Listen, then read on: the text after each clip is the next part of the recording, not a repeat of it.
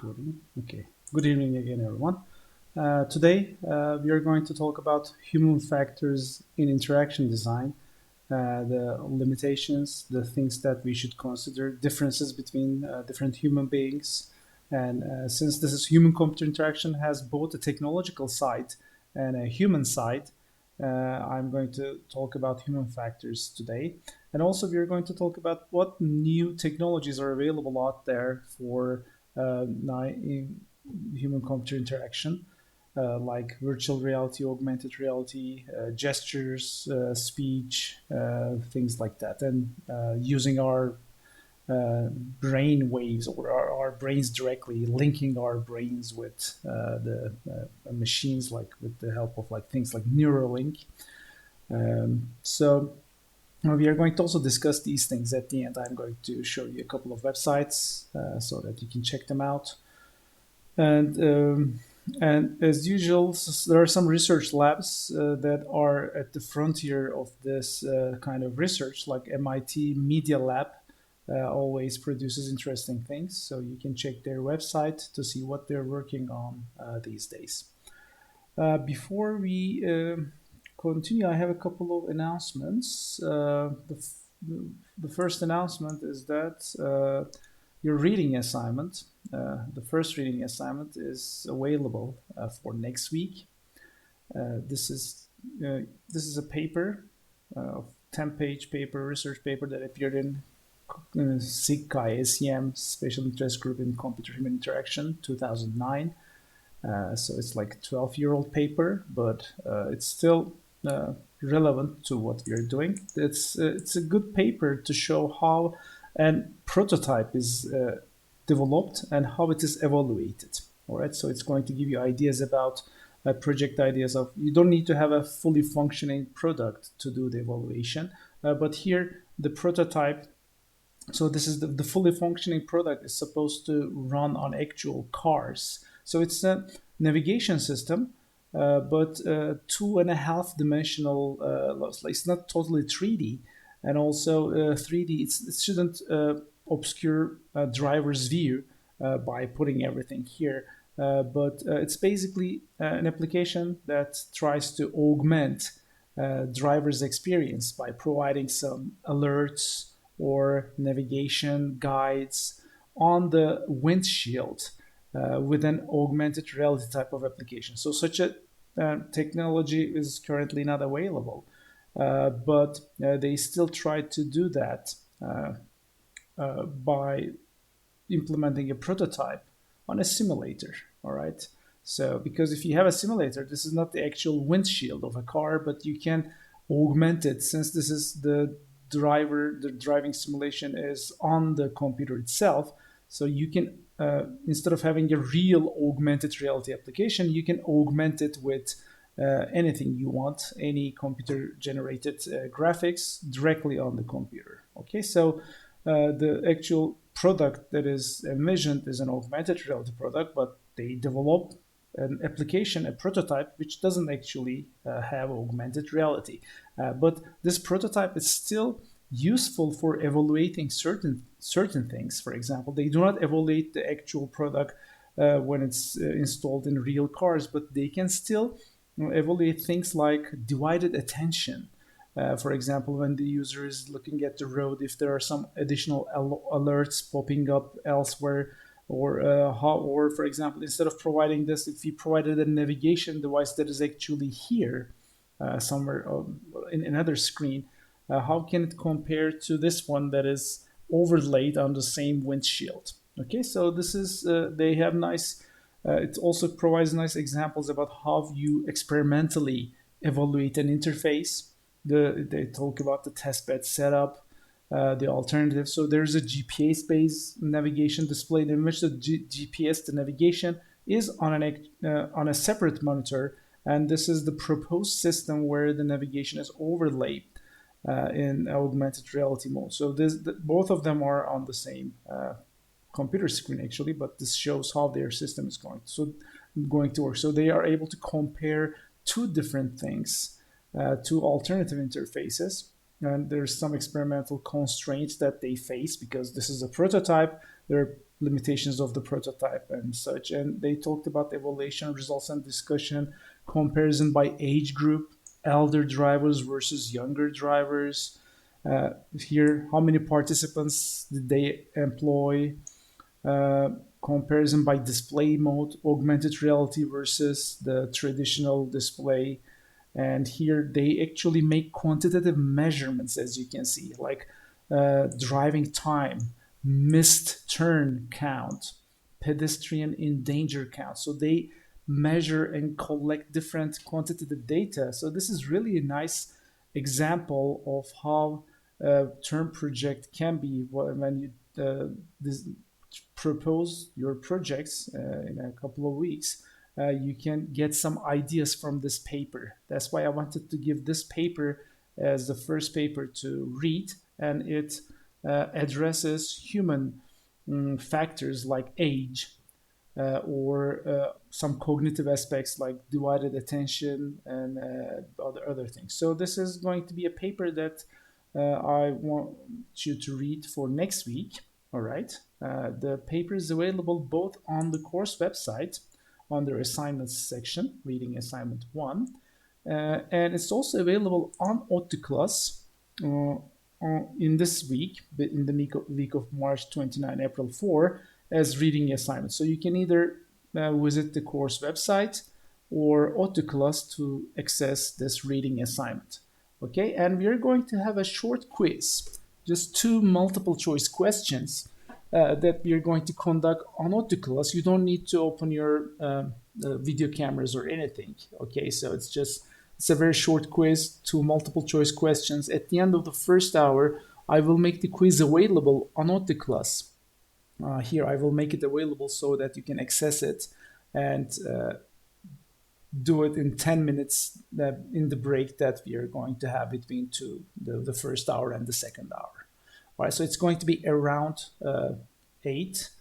It may not be exactly at 8. So whenever we go to the break, I'm going to make it available. All right, so you have to either attend, if you're not attending the class, you have to watch out for when the quiz is available. You have to keep monitoring it.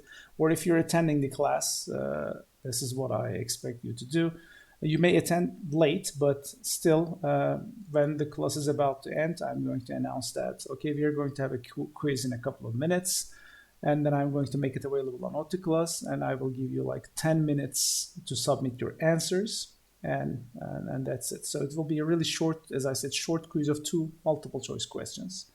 So it shouldn't be difficult to do. But the main reason is just for you to, if you read this paper quickly by spending 1 hour on it, for example, you'll be able to do the quiz question nicely, easily, because I'm not going to ask detailed technical questions. It's just to figure out whether you have read the assignment or not, read the paper or not. Also, I provided some example projects here on OttoClass only. These are some project final reports from 2 years ago, from 2019, and you can take a look at it. They're in zipped here. If you unzip that example projects, there are 1, 2, 3, 4, 8. There are 8 example project reports. Some of them they use vision-based interfaces. Some of them are speech-based interfaces. Some of them are interfaces that target specific people. People with disabilities, things like that. All right, so you can take a look at these final project reports to get ideas about what I expect in a finished project.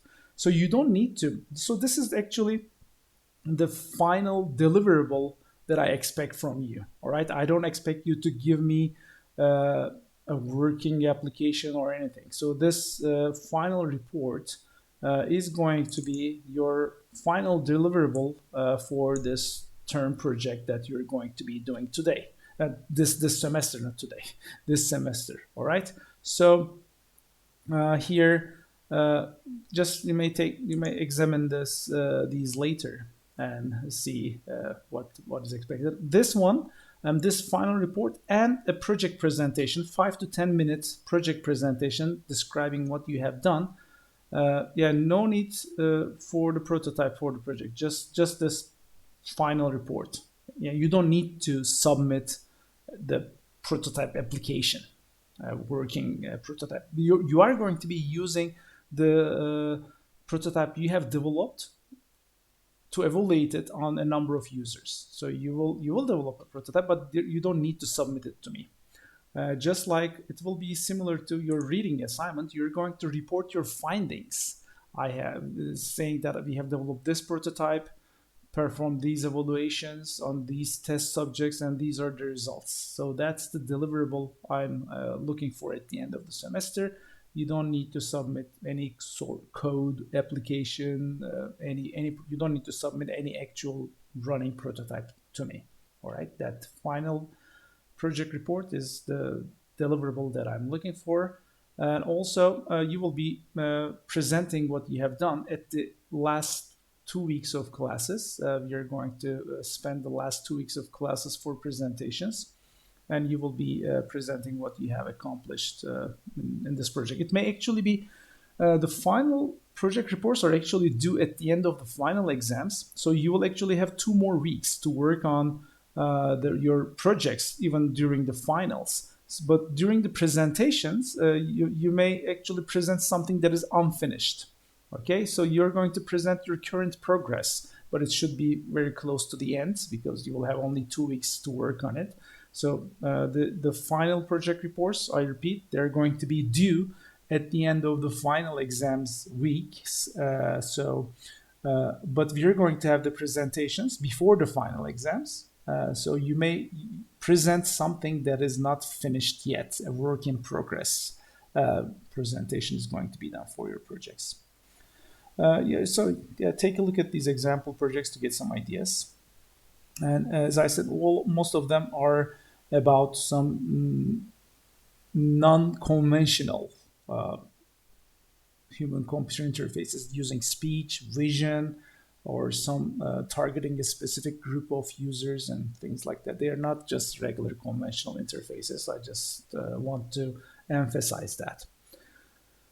All right, so reading assignment for next week, and I made the announcement about quiz that we're going to have next week. Your assignment 1 is due the Sunday, so right now there are like 6 submissions. So most of this you haven't submitted anything yet, but that's okay. You still have 2 more days. So here, 2 days, 4 hours. There are 7 submissions up to now, so I'm still waiting for another 27 submissions from you, and I will grade the assignment as soon as I receive all of them. I will grade it on Monday. Okay, as long as you submit anything, you're going to get a full grade. Okay, so the first assignment is just for you to observe your environment and write something. So it doesn't need to be. Usually, students either submit something and get a full grade, or does not submit anything and get 0 grade. Okay, so I'm not going to grade your assignment in detail, just because anything you submit has some correct. Are correct assignments most of the time. All right, so in that regard, I just want to show you what I have done for this assignment last week. Actually, it wasn't my intention, but I was at an outdoor birthday party last week, and we had this speaker. So this is the top view of a speaker, Bluetooth speaker. Named Boom 3. So let me also, it's like a commercial. I'm also naming it. So this is a very expensive speaker actually. It's like 1,500 Turkish liras. So this is its top view. And if you look at the top view, if you look at this design, so there's a nice handle here that you can hang it through, for example. And there seems to be 3 buttons above it. Okay. Now, the problem we had with this speaker was we weren't able to connect a new phone to this one, because usually in these Bluetooth devices, you need to press somewhere so that it broadcasts its I mean, it's like it's ready for connections. It should broadcast its ID so that it can accept and pair and open to pairing with another device. So we tried to press here, we tried to press here, but when we looked at this part, let me start annotating. So when we looked at this part, the way it's shaped tells us that we need to have some sharp object to press this part, right? Doesn't it look like, I mean, this is my hand you're seeing here. So this is really a very small hole that you see here. And we usually have something like this, for example, to get your SIM card out or anything. So you need to have some either a pen like this with a sharp point so that you can press that part with something sharp. Okay, so since we didn't have, I mean, we were suspecting that this is the, yeah, this is like an old school reset hole. Exactly. So this is like a reset hole. A needle is needed, right? I mean, this is exactly what this interface is telling me by its shape. A needle is needed. And we didn't have the needle. And we didn't even think of trying to press this part at all. But guess what? You can press it with your very large thumb. You can just put your thumb over here and you can press it. So this entire area here is pressable. Okay, so it's clicks actually. When you press it, it's pressable. You can press it, it's like a button, and you can press it with your very large finger. You don't need a needle or anything. But we didn't even think about pressing it because its shape didn't afford pressing with our thumb. Its shape. So this is basically a wrong affordance, providing a wrong affordance, and the functionality is also hidden. There may be, when you're showing pictures like this in your assignment, you can also discuss different things. There may be multiple things that are wrong with it. First of all, which function is, so this looks like an on-off button. Okay, so this is for turning it off and on. It looks like an on-off button, so it's okay. But whether this is a button or not, I don't know. Maybe it is a button. Maybe it's not. But by the way, on its side, on the speaker itself, there are really huge plus and minus signs. They're like this huge. They are for turning the volume up and down. Okay, so they made them really visible, so you cannot miss. But because they're too big, you may also miss them because for a button you're looking for small things, like right. But they made it really big. They don't look like buttons, but they are big. At least they are visible. It was on the side. I didn't take a picture of those things because the thing that I was thinking problematic was this part. This is a button that you can press with your thumb. You don't need a needle. You don't need a sharp object. You press that part, and then the speaker goes into pairing mode, broadcast this Bluetooth ID so that it can be paired with a new device. Okay, so this is so you can discuss whatever photo you're going to upload is your assignment. It can be something similar. So I just wanted to provide an example. I mean, if I was a student taking this class, this would be something I would submit for this week's assignment. And I just came up with it by luck, all right? I wasn't looking for anything around me that with a user interface flow, but just came to me, all right? So this is really, we face with things like this every day in our lives, so it's not difficult to find things like these. All right. So as I said, and this is like a niche, nice, expensive Bluetooth device that you can purchase, but still, even such expensive, cool-looking gadgets, they have problems in terms of user interface. All right. Now, I made the example projects on our ODTI class, the reading assignment for next week. I made that announcement. Don't forget to submit your assignments by Sunday night. All right, and then we can start today's lecture. I will mostly focus on human factors, and at the end, I'm going to talk about some new HCI technology and what things are visible. I'm going to show you some concept videos. So some of these concept videos are not really applications, but they are nice concept videos that help people think about new interface ideas. And you may also share what you have. If you have some interesting videos that you have seen about user interfaces, for example, just watching the Minority Report film is going to be like seeing new interfaces with your gestures and things. So in movies, sci-fi movies, we see lots of examples of nice concept user interface concepts in these sci-fi movies. But there are also things that are realized today technologically, and we are also going to talk about those. All right, and another thing, one final announcement is about your projects. So the project examples are there. Project phase one reports. I'm going to have assignment on OptiClass about these phase one reports. It's like phase one is like proposal.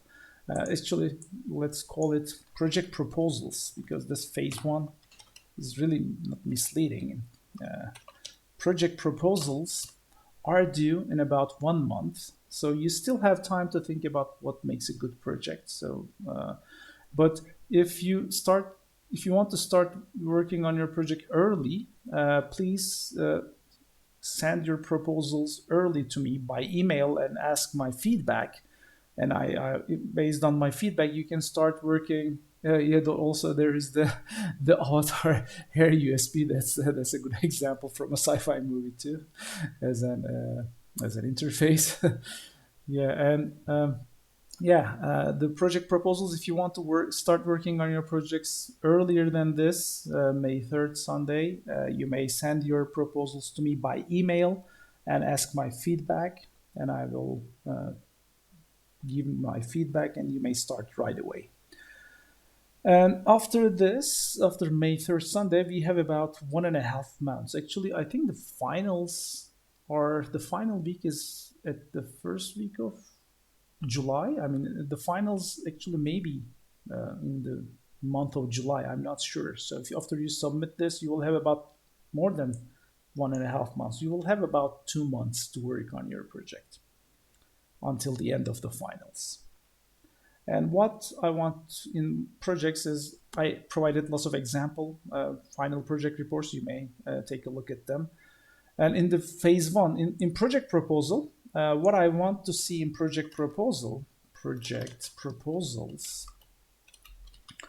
apart from a general description, meaning that you may have a title for your project, a description of your potential users. Who are you developing this interface for?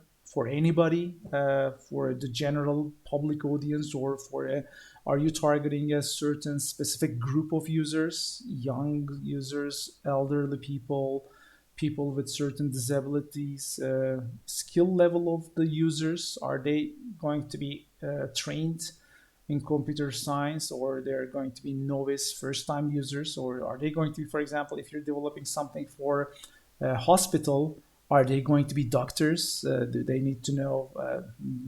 Do they need to have medical training? Things like that. And then in your application, you need to also identify the task. What are the users going to be doing with your application? Is it finding their way to navigate someplace, reading, to help reading a report, or what are the users' needs? And you can talk about these identification of the task after talking and observing an actual users. If you're targeting, for example, hospital doctors, for example, you can actually go talk with actual doctors whether such an interface will be useful for them, how they will use it, for what tasks. And you can describe high-level tasks, or you can decompose them into smaller, lower level tasks, and which tasks are going to be highly used by the users. You don't need to be too much detailed on these things, okay? These are just giving you ideas. You don't need to fill every part of this. But this part is important. So in your interface, what type of interaction modality you plan to use? Is it going to be a speech-based interface? If speech, are you going to be using natural language or keywords? Is it going to be a vision-based interface, touch or gestures? If you're designing something for a mobile phone, are you going to be using different touch gestures, or are you going to be utilizing different mobile phone sensors like the gyroscope, or these days they also have like speedometers on them. So the mobile phones have really a lot of sensors on them these days. So which one of them are you going to be using? Maybe some of them, I think, have proximity sensor, right? I mean, if you get your hand over it, they can sense whether something is in close proximity or not. And also, when you're going to develop your prototypes, which tools you plan to use? Are you plan to use a programming language, a library? If you're going to be using, for example, vision-based thing, if you plan to develop a prototype, are you going to be using libraries like OpenCV or some speech SDKs? I'm going to share with you, when we come to prototyping tools, I'm going to share with you some list of prototyping tools that you can use in your project. So you can select some from these lists. Since you still have 1 month to work on your project proposal, by then you will actually know that list of prototyping tools. I will provide it on OptiClass. All right, so these are to get up to date on what I'm expecting from you in terms of project and things like that. So now we can start. Actually, it's been half an hour, all these announcements, and then talking about projects and assignments. But still, it's related to what we are going to talk about today, the human factors. So many kinds of interaction styles are available, not just because the technology is available. It's also because the human communication channels permit those interaction styles. For example, since we have two hands and we can have some gestures with our hands, we can make use of this motor ability of our hands making some gestures. We can use it as a communication channel, because in human-to-human communication, we actually make use of these a lot. We make use of vision, we make use of speech. There's a nice video about this. I now remember its name. It's called the McGurk effect. So let me just show you this McGurk effect. So the McGurk effect this is a really nice, cool video. It's called the auditory illusion, meaning that what we hear actually is affected a lot by what we see. So this McGurk effect, for example, the sound ba and va actually are quite a lot like to each other in terms of sound. If you just look at the speech signals, ba and va, and we distinguish usually. I mean, there may be other sounds that may be similar in terms of the sound wave signal, and our vision actually breaks the ambiguity. And when we see the lips touch each other, ba, so in ba our lips touch each other, but in va our lips that just our teeth touch the lower lip. So this is the McGurk effect actually is a nice experiment which combines a different visual signal with a different with an audio signal that doesn't actually match the visual signal. And what happens is really amazing. We see that and we hear it as ba, but actually the sound is coming from the sound signal of va. All right, so this is called the McGurk effect. So if you're interested, you may watch this. So there is this is a funny. Have a look at this. What do you hear? So it's a funny movie. Video in the sense that we'll see lots of bars and bars. But look what happens when we change the picture. So we hear va, but actually it's still the ba sound. Right? So And yet, the sound hasn't changed. In every clip, you are only ever hearing ba with a B. Let me just share it with you. Share this. You'll probably hear it in the recorded videos. Okay, it's probably yeah.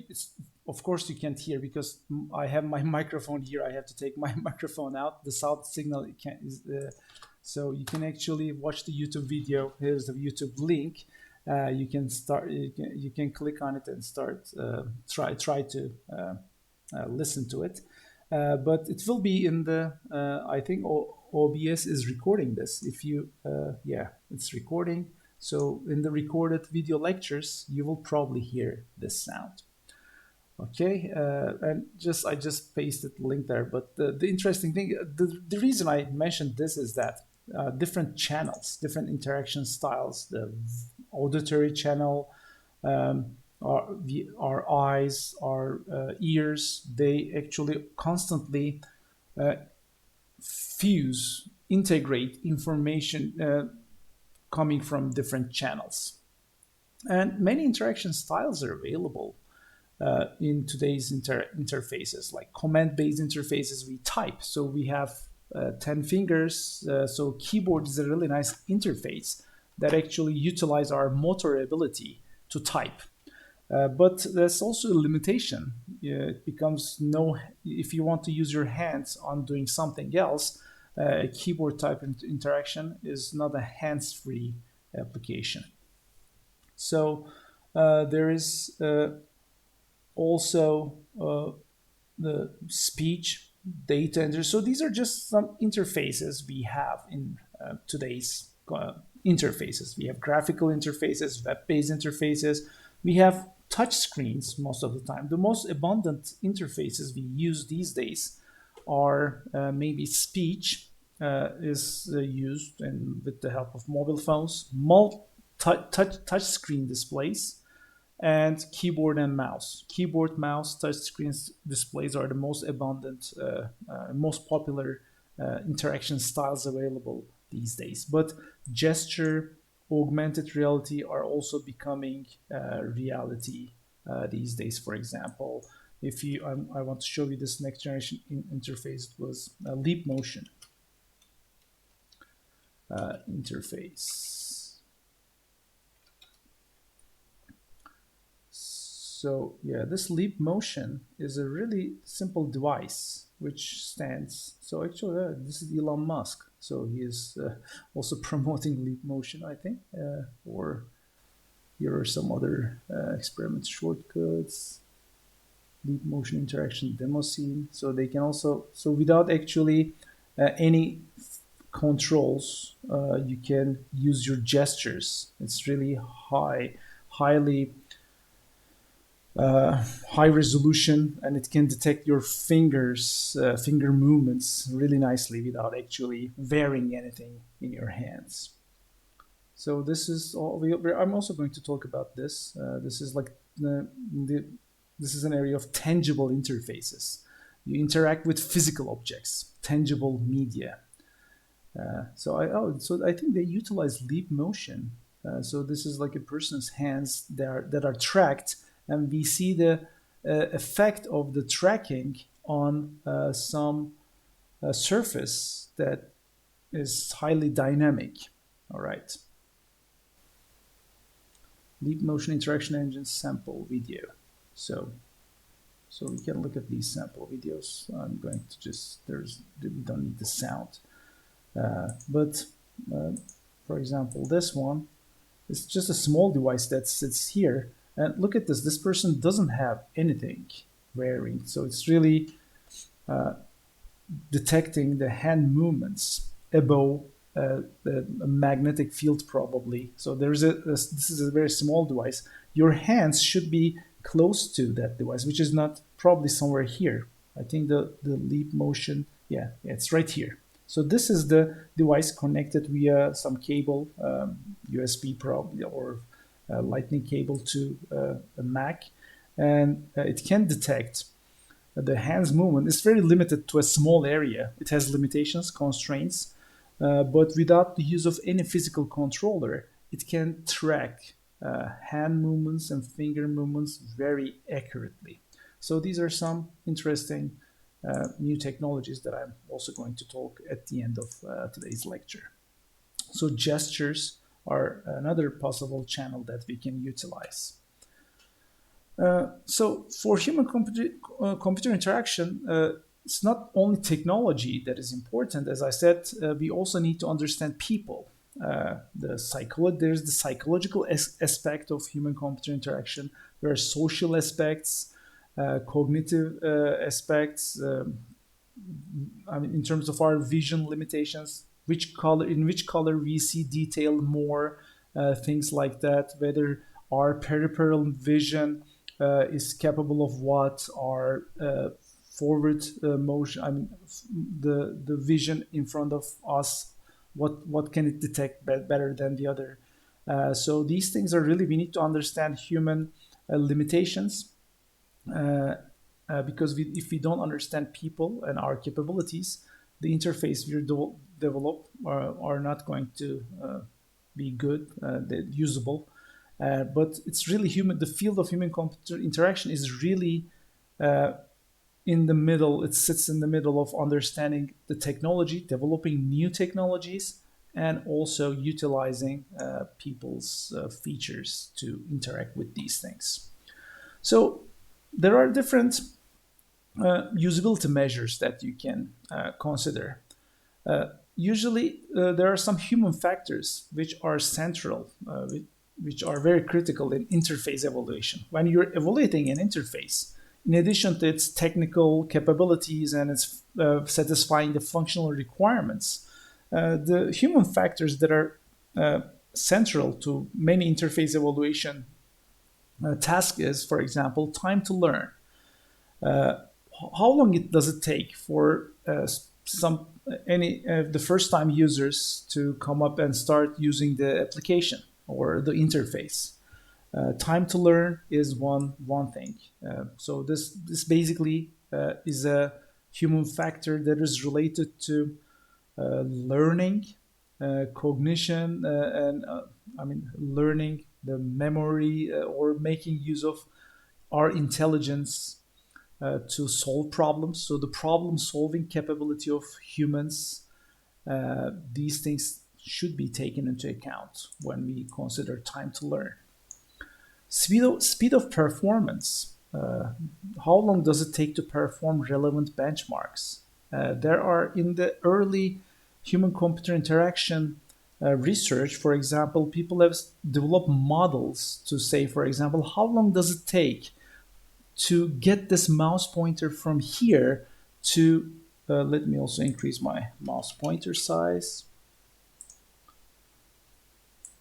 so that you can see it better in the video and on your screens. So, for example, if the mouse pointer is here, what kind of how fast can I get it to file and select something from the file menu? So targeting, for example, getting it on slideshow, targeting it and moving it over there and pressing the button. So people have developed different models to actually predict whether how fast people perform these tasks.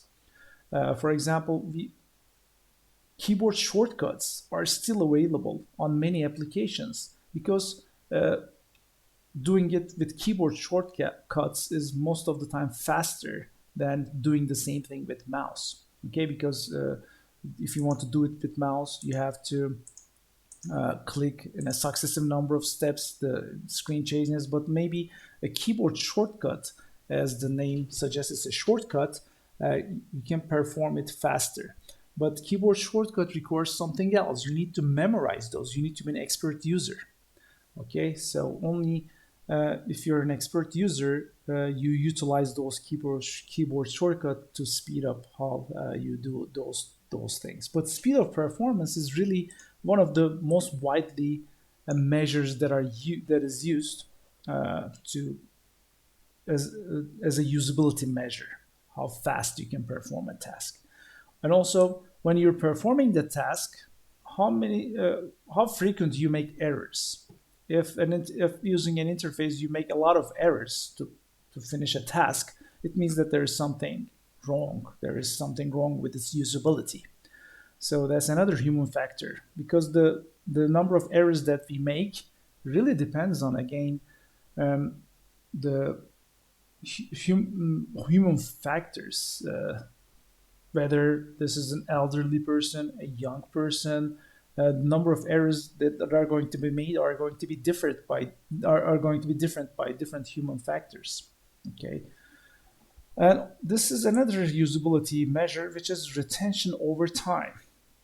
So as you, for example, if you don't use the application for a certain period of time, do you forget? How fast do you forget what to do with it? As your frequency of use, and if you don't use it frequently, do you forget how to use it? So that's something interesting, actually. Like if you're using it every day, daily, an application, you may just use it very fast and effectively. But if you just leave it for 1 week and come back to the interface again, can you just continue where you left off with the same speed? Or does it still take time to get used to the interface? So this is retention over time. And it's obviously related to time to learn. So these are all cognitive human factors that relate to usability of an interface. And out of all, I mean, these are things that you can measure quantitatively, like the number of errors, the speed, time to learn. And there's also qualitative usability measure. Not everything is quantitative.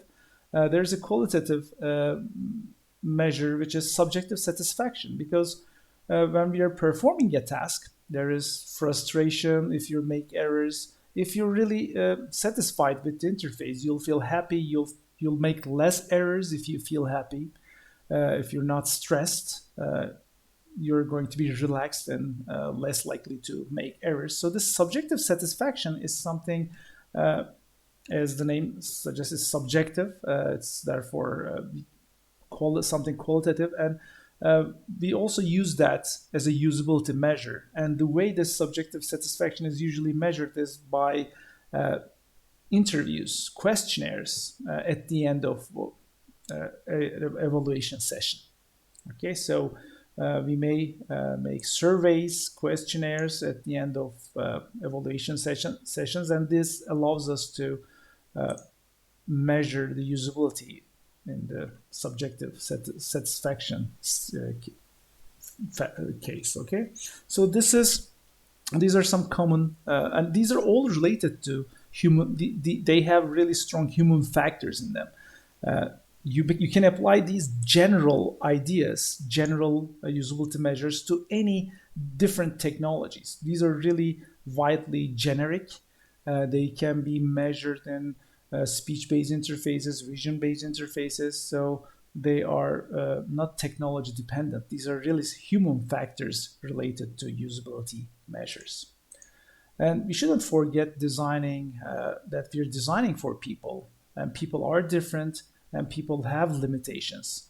Here is an example airplane interface error, which was, I think, somewhere in World War I or World War II, I don't know. So they had an interface for an alternative way to pump fuel to the engine. So if the booster pump, there's a booster pump that works automatically probably. If it fails and the engine doesn't get any fuel, there is a manual valve that the pilot can turn on. But in order for the engine to not stall, okay, so probably the engine should get the fuel constantly, continuously. So if the booster pump fails, probably there's a warning about this, a light flashes. And in the original interface, they gave 3 seconds. But this 3 seconds probably is not just something that they said, okay, let's make it 3 seconds. It's probably something mechanical, right? So it's a mechanical engineering related thing, because and they needed to turn on the fuel valve within 3 seconds so that the engine didn't stall. But the test showed that it took at least 5 seconds. If in that scenario, they weren't able to complete this in 3 seconds in the real scenario, and especially when in a real actual scenario when the planes are in a dogfight. This will even take more than 5 seconds because of the stress that the pilots are in. But even on the ground, the tests show that it took around 5 seconds to turn on the fuel valve completely. So this 3 seconds may be a limitation of the engine itself. It may be a mechanical limitation, but it basically also tells you that since you're designing it for a human to turn on the fuel valve, there's no need to have this interface available to pilots because it will never work if it takes 5 seconds to turn it on. This interface really is useless. You better not put it there. All right. So human factors. So the result here is that human factors are really important. The speed of performance, you need to take into account that. And differences between the designer and operator. So this is one of the biggest reasons why user interfaces fail, because most of the time, as the designer tests the interface themselves, the designers test themselves, and most of the cases, the designer and the operator are different people with different capabilities, different background, different training. So this is a cartoon that shows that who designs these instrument panels? Raccoons. So a person with small fingers, when they design an interface like this, they may think, oh, okay, these buttons are all pressable. There's no harm in having all these buttons as small as this.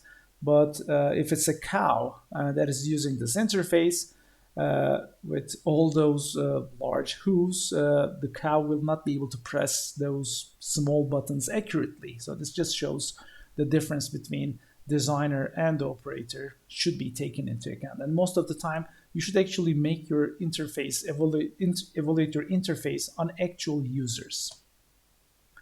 When we talk about, look at the human factors, there are different information channels that I mentioned earlier. We have visual, auditory channels, which we utilize simultaneously most of the time. There is haptic, which means touch. We get touch feedback from interfaces. We detect movement. Movement can be considered as visual, but this movement may be movement of our limbs, may indicate a certain output. So we may be producing an output by moving our limbs. And we also have, we are intelligent beings. So we also have brains that we may utilize. So we have a memory, we have knowledge, we can solve problems. Humans have problem-solving capabilities, and the memory, the brain actually also can be composed of 3 different parts, just like a computer is like its cache, and its read-only memory, and its disk. Okay, the solid disk or the hard drive, or this is the short-term memory. Just like the regular computers, humans also have different levels, hierarchy of memory. The sensory memory is really the channel, that's the information channel that is sensed and sent to the brain immediately. But if sometimes the sensory channels are overexcited, sending the signal to the brain can be prolonged for a longer amount of time. And different sensory channels have different speeds. For example, seeing something, we may react it's slower than maybe hearing it first. Auditory sensory channel may be faster than visual sensory channel. We have short-term memories we utilize, like when you're reading 15-digit password or your MAC address. If you want to type your MAC address on some form, we utilize our short-term memory. We cannot memorize the entire MAC address and enter it on one shot. So therefore, our short-term memories have limitations. We can use our short-term memory in chunks of 3 digits, for example. When you tell your phone number to somebody else who is hearing it the first time, you don't tell the entire number in one shot, right? You tell them in certain groups of digits. So that's because of the limitation of the short-term memory. And our long-term memories actually are like knowledge, what we know, how to use it. So this is long-term memory, can be done with experience, practice, and it's really what makes our long-term memories are really our intelligence and problem-solving skills are in our long-term memories. And here we also process this information that is stored in memory, especially in long-term. We do reasoning, we apply problem-solving skills. Sometimes we may make errors, and there are different types of errors. There may be errors because our knowledge is incorrect, or we may make errors like slippage errors, unintentional errors. We intend to do it correctly, but because of our motor skills limitations, we do something wrong. You, for example, try to press here, but by mistake you press here, but your intention was pressing here. And also, there's emotion influences human capabilities. For example, if you feel like you're being watched, you perform poorly on an exam.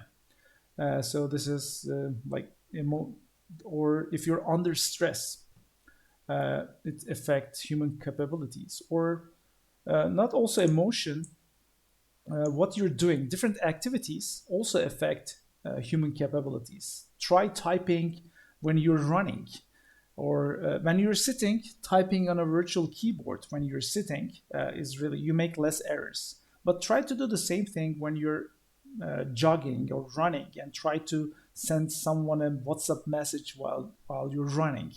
You're likely to make a lot more errors, or maybe walking, still more errors than sitting.